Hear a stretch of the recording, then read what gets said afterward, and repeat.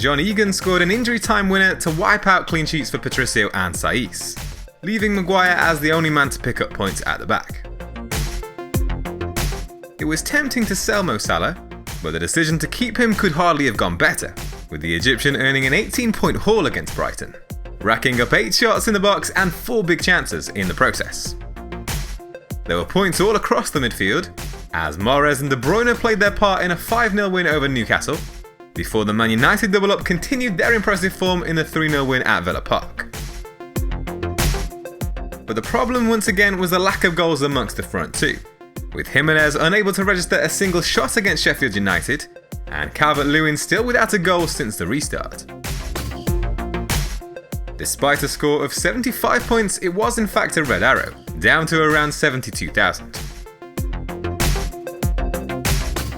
The plan is to use both free transfers available and possibly even take a hit, to freshen up the forwards. With 4 goals and 1 assist over the last 4 game weeks, no FPL forward has amassed more points than Mason Greenwood, an average of 8.5 per game. But bringing him in would reluctantly mean having to part with Harry Maguire to free up a Man United spot.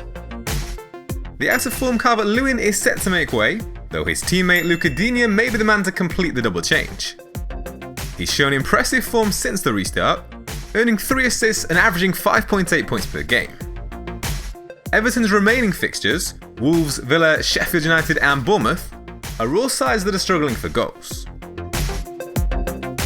Raúl Jiménez could also be on the way out after Wolves failed to score for consecutive game weeks, though that would require a hit.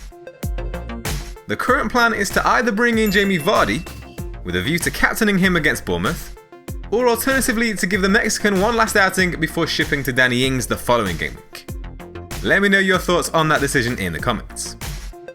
Here's how the team is currently set to line up for Saturday morning's Gameweek 35 plus deadline. It's been a tough couple of weeks for Patricio, but the underlying numbers for Wolves' defence give cause for optimism. No side have conceded as few as their 2 big chances in the last 4 game weeks, while only Man United have faced fewer efforts on target. Everton have racked up just 4 big chances in that time, only Watford and Norwich have fared worse. Alexander-Arnold has looked a little bit jaded recently, and could be at risk of a rest, but his upside in that fixture against Burnley is worth the gamble. Kiko Firmino is an option to start ahead of Saiss, but Watford are without a clean sheet since the restart, and have conceded 11 big chances compared to just 3 for Wolves. The midfield is likely to be unchanged, though there are a few players at risk of rotation.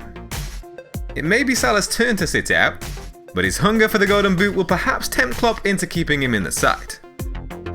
Riyad Mahrez is also at risk, with Sterling likely to return to the 11 against Brighton, but he could still be deadly off the bench. Since the restart, only De Bruyne and Ederson have played more minutes than the Algerian amongst teammates.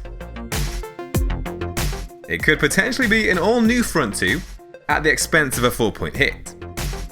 Jamie Vardy leads the Golden Boot race by 2 goals after rescuing Leicester with a late equaliser against the Gunners, scoring for a 5th time in 6 game weeks. No Man United teammate has fired more shots in the box than Mason Greenwood in the last 4 game weeks.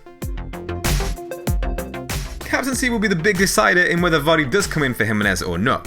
It's unlikely to be worth taking a hit unless the plan is to give the Leicester forward the armband. But it's a risky move once again to back against the informed Man United, who've scored a league-high 14 goals in the last 4 game weeks.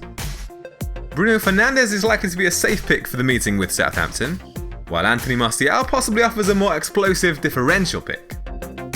Despite conceding just 4 goals in the last 4 matches, Southampton have allowed opponents 10 big chances, 1 more than Bournemouth. But the Cherries have shipped 10 goals in that time, with only Crystal Palace faring worse. Currently, the plan is to go ahead with the 4-point hit and captain Jamie Vardy.